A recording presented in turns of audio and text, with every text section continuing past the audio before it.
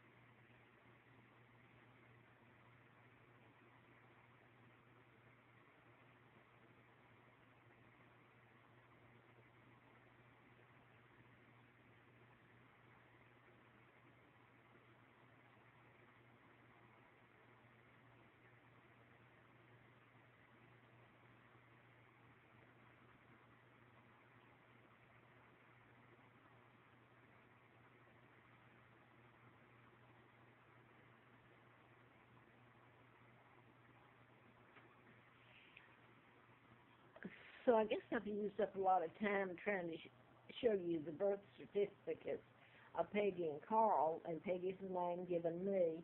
They were dead. Now, Peggy was, and I put this on the other tape, she was murdered, as was Carl, by their mother.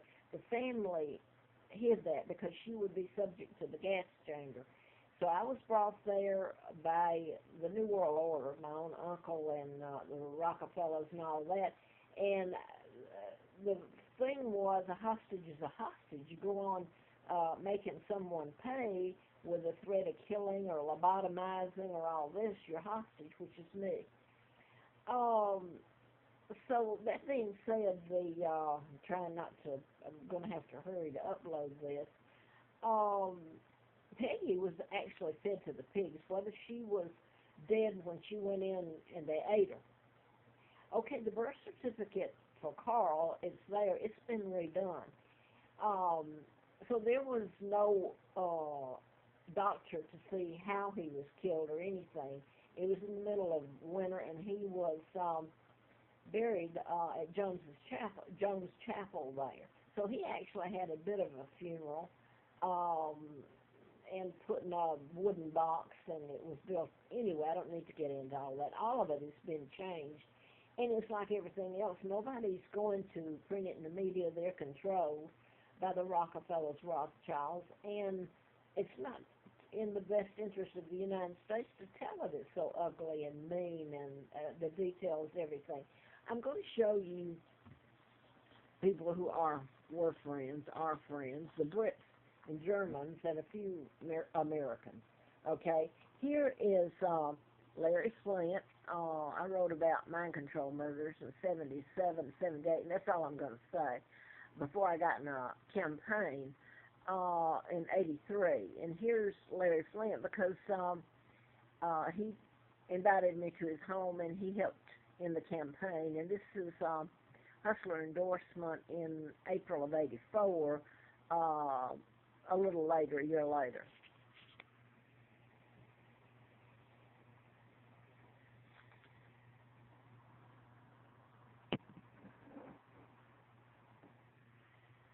Now, this is Brits that came over, and this is in Fincastle, which is really on the outskirts of Roanoke.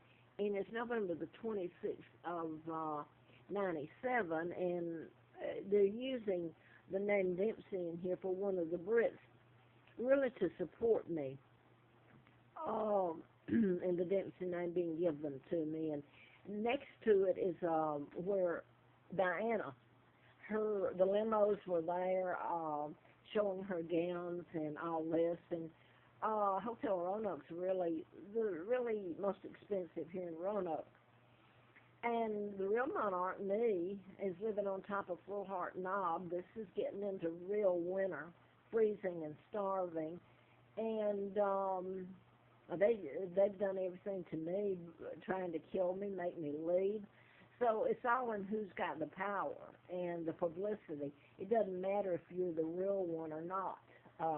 So here's that in the Fincastle paper.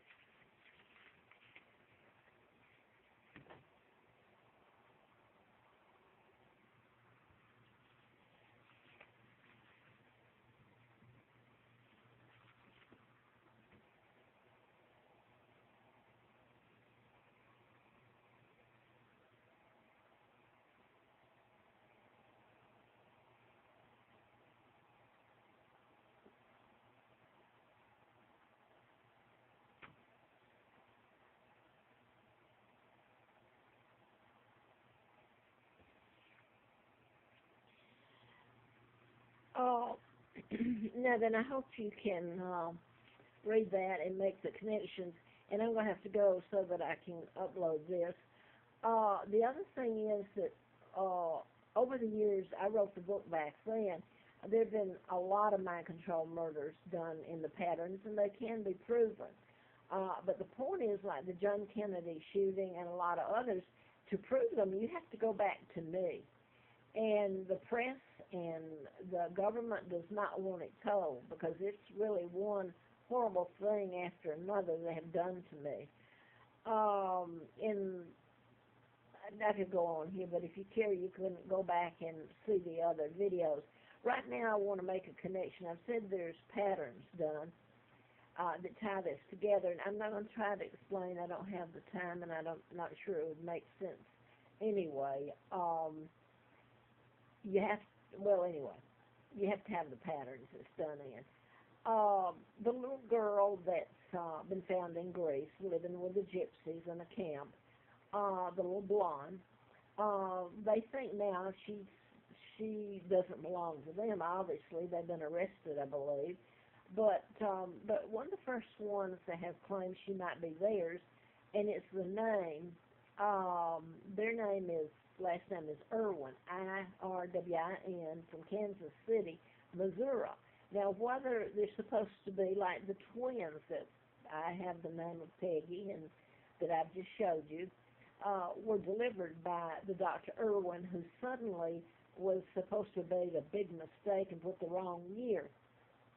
This little girl has been age progressed. In other words, they're saying, well, no, she can't be the Irwin girl. She's a couple of years older. Well, they're showing you really what happened, and somebody has really got the power now. I hope it's people on my side. I really do. So I'm going to leave it at that. I don't know that the little girl will belong to the Irwins or not, but I've told about kidnappings and how they tie together in patterns, the agency doing it, while all of this has been done to me and still being done, but it's the American people who have done it, and they've really found fun in it. Now, I want to switch to the media, and right at the moment, I'm going to focus on the local media. If this is ever force-fed to the world, how are these people, Channel 7, Channel 10, ABC out of Lynchburg, how on earth are they going to explain?